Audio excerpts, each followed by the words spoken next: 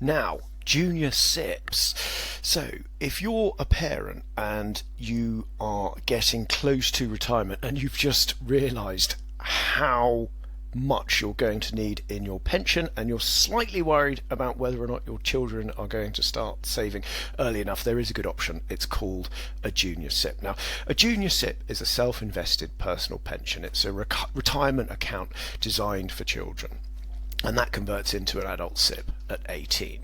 Now, they're similar to regular SIPs. However, they can only be opened for those under the age of 18, and they must be opened by a parent or legal guardian of whatever child you're opening them for. Now, are junior SIPs a good idea? Well, there are many benefits to opening and contributing to a junior SIP. I'm going to go into exactly how much money your children could have in their pension pot in a minute. The figures are utterly staggering. But first of all, I'll just tell you about the pros and cons of opening a junior SIP. So, by putting money into a junior SIP for your child, you can potentially give them a financial head start. And money in a junior SIP has decades to grow, meaning that by the time your child reaches retirement age, they could have a considerable amount of money saved in their pensions already. And this is exponentially grown by compounding interest. Contributing to a junior ISA is also a tax-free way of investing, with contributions come with a 20% tax relief, and all gains and income within the SIP are tax-free. But what are the pros? Well, anyway, the first and most obvious one is compounding returns. One obvious advantage is that they can help you give your children a financial head start. Investing money for your children while they are young could help them build up more money for when they're old. This is due to the power of compounding. Now, compounding is the process of generating earnings on an asset's past earnings. So over time, it tends to result in the exponential growth of an investor's money. The other thing is, of course, tax relief. One of the advantages of junior SIPs is they're tax efficient. Investments within a SIP are not subject to income or capital gains taxes. Meanwhile, contributions come with a 20% tax relief. And this means for every 80p you pay into your child's junior SIP, the government will add another 20p for you, taking the total contribution to £1. And of course, family and friends can make contributions as well, including grandparents. So it's worth noting that there can be inheritance tax exemptions for grandparents who make contributions to junior SIPs for their grandchildren. So there are, of course, downsides though. One of the main downsides is reduced access. Once you put money into a junior SIP, it's locked in and your child can't access it until they're 55. However, this age is set to rise to 57 in 2028, so just be mindful of that. It may rise further in the future. So with this type of investment account, you must be comfortable gifting the money and locking it away for decades. The other thing is tax rules can change. This happens all the time. There's no guarantee that junior SIPs will always offer the same level of tax efficiency they do today. Another disadvantage is potential loss. It is, of course, easy to lose money when investing in a SIP. The stock market goes up and down. Overall, it's designed to go up, of course, but it's a rocky road to get there. The market has crashed in the past, and it may do so again. So you could actually lose money. And of course, investment decisions. If you're investing in a SIP, you have to choose the investments.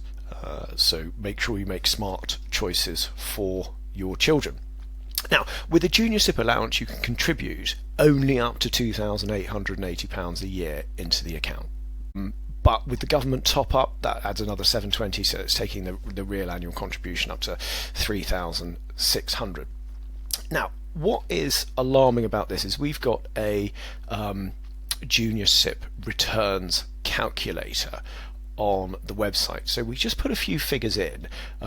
We used a starting point of £240 and £240 a month, and that roughly equates to using up the annual allowance on a monthly basis. So if you started investing for your child in a junior SIP, just £240 a month, based on getting 5% annual returns in the stock market, their pension pot at 18 in their junior SIP would be worth over £84,000. Now, obviously, that doesn't take into account fees or investment fund fees, but it shows how much of a pot you can build very quickly.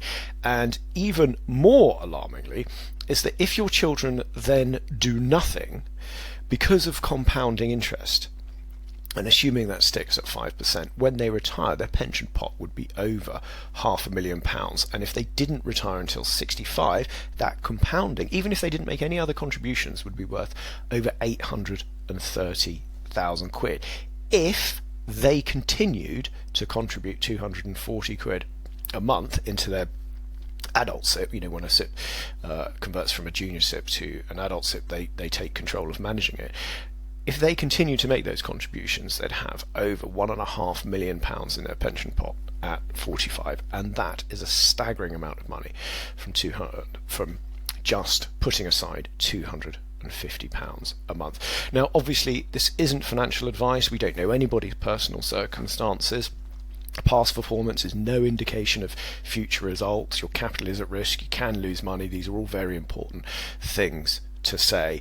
If you come to the Good Money Guide, we've got a fuller guide on junior SIPs that highlights some providers, DIY providers, where you make your own investment choices, and some managed providers where they have some portfolios that you can buy into. We've ranked, rated and reviewed them. So if you want to know more about junior SIPs, the pros and the cons, there should be some links around this article, or indeed you're watching this on our junior SIP page, but do delve into it. It is a fascinating investment product for parents.